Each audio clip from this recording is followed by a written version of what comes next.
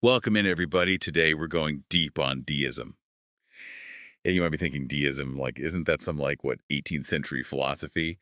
But stick with us on this one because it's actually way more relevant than you might think. Yeah, it's actually really interesting how this movement, from way back when still kind of speaks to the questions we ask today about faith and reason and, the nature of the universe in general. Exactly. So before we go too deep, let's kind of like set the scene. Imagine like Europe way back in the 17th, 18th centuries.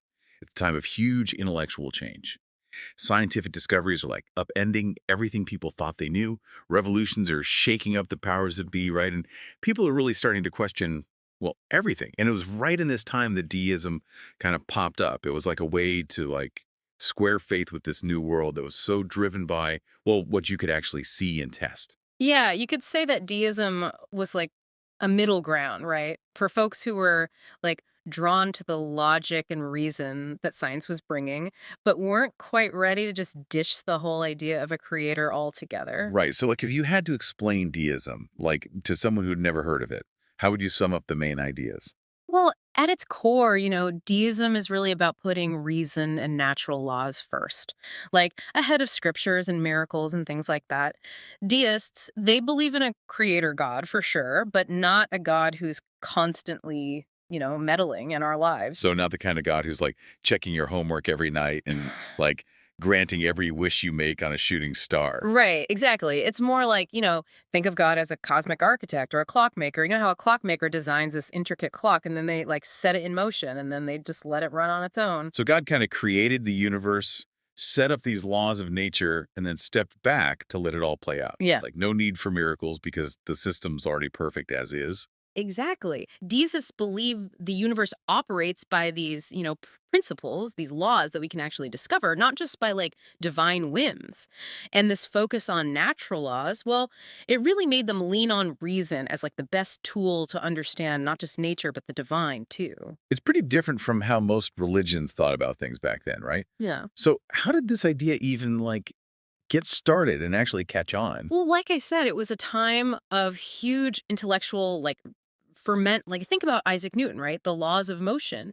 He showed that even the movements of the heavens, which seems all random and chaotic, actually followed these predictable, like, mathematical patterns. So if the whole universe runs on these laws that we can discover, why should God be any different? And that's exactly the question deists were wrestling with. They saw reason as the key to, unlocking the mysteries of, well, everything, not just the natural world, but God's creation too. And so that led them to focus on ethics that came from observation and reason, not just from like blindly following whatever a religious text said. So instead of just taking dogma on faith, they wanted to use their own brains to figure out what was right and wrong. That's interesting. And it's not like they rejected traditional religions completely, did they? It was more like seeing them through this like lens of reason. Yeah, that's a really important point. A lot of deists, like Thomas Jefferson, for example, they still thought the ethical teachings of figures like Jesus were important, but they like stripped away all the supernatural stuff and focused on like the core principles of morality. So, speaking of big names, deism had an impact that, like, crossed the ocean, right? It wasn't just a European thing. I mean, it played a pretty big role in the founding of the US. Absolutely. A lot of the American founding fathers, folks like Thomas Jefferson and Benjamin Franklin, they had some pretty strong deist leanings, you could say. And those beliefs, well, they definitely shaped their thinking about like government and individual liberty and the whole relationship between church and state. Yeah, I remember learning about Jefferson's whole wall of separation between church and state back in school. That definitely sounds like some deist thinking right there. It really does. And deism's emphasis on, reason, individual liberty, and separation of church and state, well, it's woven right into the very fabric of America's founding documents. It's almost like they took like deism as a blueprint and used it to like build this whole new nation. I mean, even the Declaration of Independence with all that talk about natural rights given by a creator, it echoes like deist thought, right? It really does. They believed that those rights weren't granted by, some king or government, but that they were inherent to human nature, like bestowed by a creator who made a universe that was based on, you know, reason and So order. before we, wander too far off, I got to ask, like, what about Thomas Jefferson's Bible? Didn't he literally make his own version, like cutting and pasting, taking out all the supernatural stuff? Yeah, he did. It's a fascinating example of how deists tried to reconcile their beliefs with these, existing religious texts. Basically, he created this condensed ethical version of the Bible. He focused just on the moral teachings of Jesus. Like Yeah. he wanted to distill what he saw as the real essence of Jesus's message, a moral code based on reason and compassion, and kind of separate that from the parts he thought were, well, superstitious. Wow. I never realized Jefferson was that, bold. Hmm. So here we have this movement that's challenging traditional religious authority, putting reason and individual liberty front and center, and even influencing the founding of a whole new nation. Pretty impressive for a bunch of people who believed in a clockmaker god. Yeah, it really is remarkable how, deism, even though it's not like a huge organized religion these days, still had such a big impact, on the Western world. It makes you think about ideas and how powerful they can be, how they just keep, rippling through history. It really does. But Yeah. you know, everything that becomes popular, deism eventually kind of started to fade away, like late 18th, early 19th centuries. What do you think happened? Like, did people just decide reason wasn't cool anymore? Well, it wasn't quite that simple. A few things were going on, For one thing, the Romantic movement, it was all about emotion and intuition. And that was like the opposite of deism's, strict focus on being rational. So it was like a swing back towards feelings, Yeah. a more personal way of, experiencing spirituality. Exactly. And at the same time, you had all these new scientific discoveries like Darwin's theory of evolution. And that really challenged, traditional religious beliefs like on a whole new level. Right. And those challenges, I mean, for some people, they led to atheism or agnosticism. Like they saw those as more, compelling alternatives. You're right. And we can't forget about, the rise of these religious revivals. Especially within Christianity, they really emphasize personal religious experience, and a much more literal interpretation of the Bible. That's definitely a different vibe from the calm, rational world of deism. Oh, yeah. Very different. But even though, deism kind of faded as an organized movement, its impact, it's still with us. Like it's like a seed that was planted and just, kept growing in all these ways that you might not expect.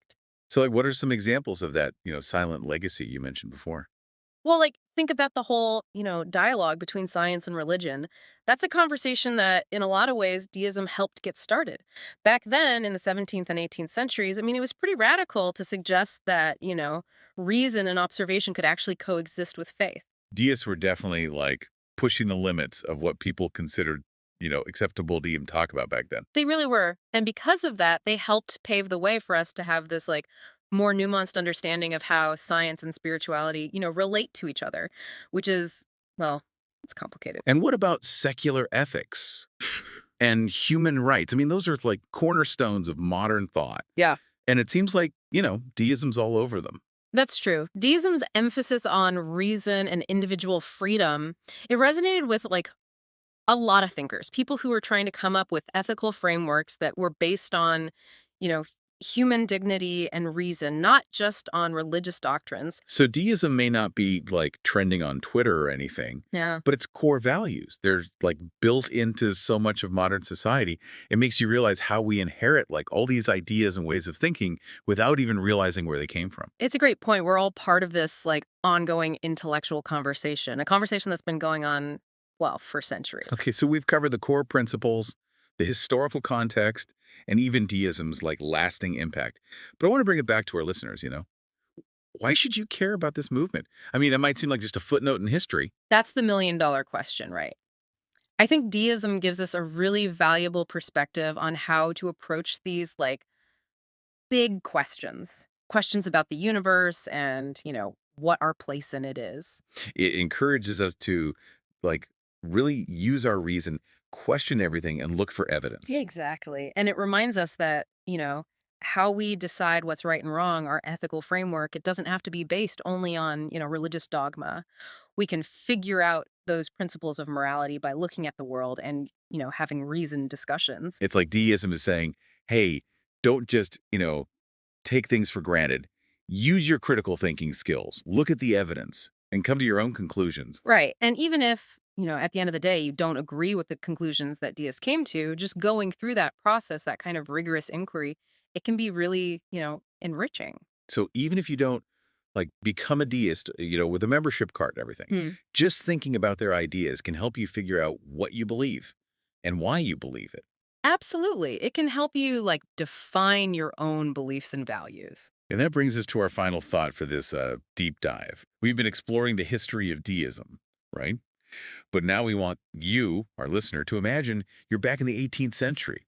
You're like inspired by the deist movement, but you also want to, make your own path.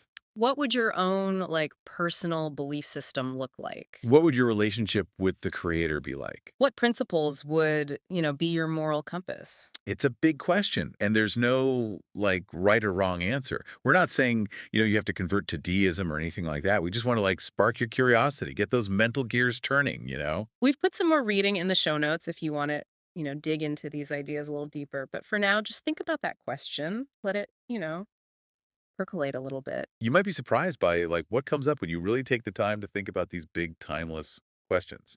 Who knows? You might even find like a new way to connect with the spirit of deism in a way that, really speaks to you. It's like going on a thought experiment, a Mhm. journey of like intellectual exploration. And sometimes, the biggest discoveries are the ones we make inside ourselves. Yeah, it's like Yeah. we've given you this, toolbox full of ideas, and now we're saying, go build something awesome. I like that because that's what deism was all about, giving people the power to use their own reason and like what they observed in the world to make sense of things. And who knows, maybe while you're busy designing your own like belief system, you'll come up with something that even the deists, hadn't thought of. Right. It's always so cool to see how ideas, evolve and change as they get passed down. Exactly. And that's what makes exploring like intellectual history so much fun.